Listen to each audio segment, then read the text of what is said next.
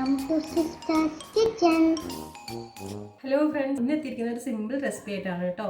നമ്മുടെ ചുരക്ക ഉണ്ടല്ലോ, നാടൻ ചുരക്കയല്ല, നീളത്തിലുള്ള ചുരക്കയില്ലേ, അതെങ്ങനെ ഫ്രൈ ചെയ്തെടുക്കുക അടിപൊളിയായിട്ട് എന്നുള്ള റെസിപ്പി ആയിട്ടാണ് വന്നേക്കുന്നത്. ഭയങ്കര സിമ്പിളാണ് കേട്ടോ, നിങ്ങളൊന്ന് ചെയ്ത് നോക്കണേ.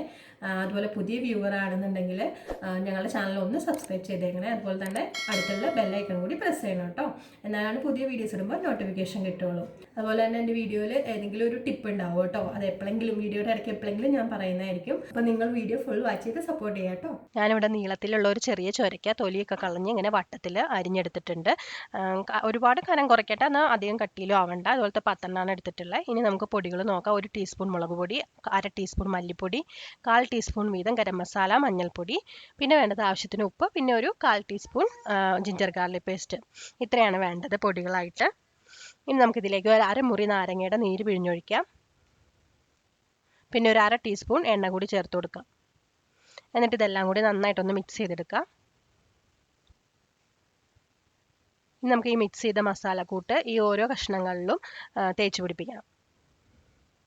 ഓരോന്നെടുത്ത് സെപ്പറേറ്റ് ആയിട്ട് എടുത്തിട്ട് തന്നെ അത് തേച്ച് കൊടുക്കുക കേട്ടോ.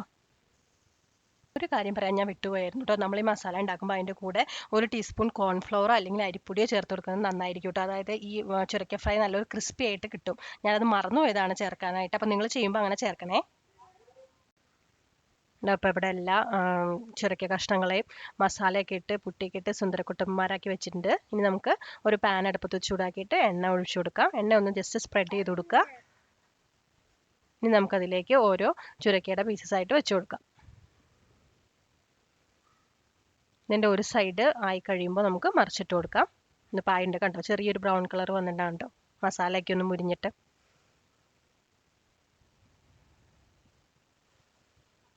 ചുരക്കയുടെ 2 സൈഡും ഫ്രൈ ആവുന്ന വരെ നമുക്ക് നമ്മുടെ ടിപ്പ് പറയാം. ഇന്നത്തെ ടിപ്പ് എന്താണെന്ന് വെച്ചിട്ടുണ്ടെങ്കിൽ എങ്ങനെ നമുക്ക് പുതിന എളുപ്പത്തിൽ വളർത്തിയെടുക്കാം, നമ്മുടെ പറമ്പിൽ തന്നെ അല്ലെങ്കിൽ ചട്ടിയിൽ വളർത്താമെന്നുള്ളതാണ്. അപ്പം നമുക്ക് കടയിൽ നിന്ന് മേടിക്കുന്ന പുതിനയുടെ ഹെൽത്തി ആയിട്ടുള്ള ഒരു 5-6 കമ്പ് എടുക്കുക. അതിൻ്റെ അടിയിലത്തെ ഇല മാത്രം ഒന്ന് കളഞ്ഞിട്ട് ഇതേപോലെ വെള്ളത്തിലിട്ട് വയ്ക്കുക. കണ്ടില്ലേ, ഇതേപോലെ വെള്ളത്തിലിട്ട് വെച്ച് കഴിഞ്ഞാൽ 3-4 ദിവസം കൊണ്ട് തന്നെ വേര് ഇതിനകത്തുനിന്ന് പൊട്ടി വരുന്ന കാണാം. അത് ഞാൻ അടുത്ത ഏതെങ്കിലും വീഡിയോയിൽ കാണിച്ചു തരാം കേട്ടോ. എന്നിട്ട് ഇത് നമുക്ക് മണ്ണിലേക്ക് മാറ്റിയിടാവുന്നതാണ്. എളുപ്പമായിട്ട് പുതിന ഉണ്ടാക്കിയെടുക്കാൻ വീട്ടിൽ. അപ്പോൾ എല്ലാവരും ട്രൈ ചെയ്തോളൂ കേട്ടോ. അപ്പോൾ ഈ ചുരക്ക കഷ്ണങ്ങളുടെ 2 സൈഡും ഏകദേശം നല്ലപോലെ ഫ്രൈ ആയിട്ടുണ്ട്. നമുക്കിതൊരു പ്ലേറ്റിലേക്ക് മാറ്റാം കേട്ടോ. ഇനി കുറച്ചും കൂടി വറുക്കാനുണ്ട്, അപ്പം ഞാൻ അതും കൂടി ഇടുകയാണ്. അതിൻ്റെ ഒപ്പം തന്നെ ഒരു മീഡിയം എരിവുള്ള മുളകും കൂടെ കീറിയിട്ട് ഒന്ന് ജസ്റ്റ് കീറിയിട്ട് ഇട്ട് കൊടുത്താൽ നല്ലതാണ് കേട്ടോ. ഈ എണ്ണയിൽ കിടന്ന് ഫ്രൈ ആയിട്ടുള്ള മുളക് കൂട്ടി ചോറിനാൻ നല്ല രസമാണ്. നിങ്ങൾ കണ്ടില്ലേ എത്ര സിമ്പിളാണ് റെസിപ്പി എന്ന്. അപ്പോൾ എല്ലാവരും ഒരു തവണ ചുരക്ക വാങ്ങുമ്പോൾ ട്രൈ ചെയ്ത് നോക്കാം കേട്ടോ.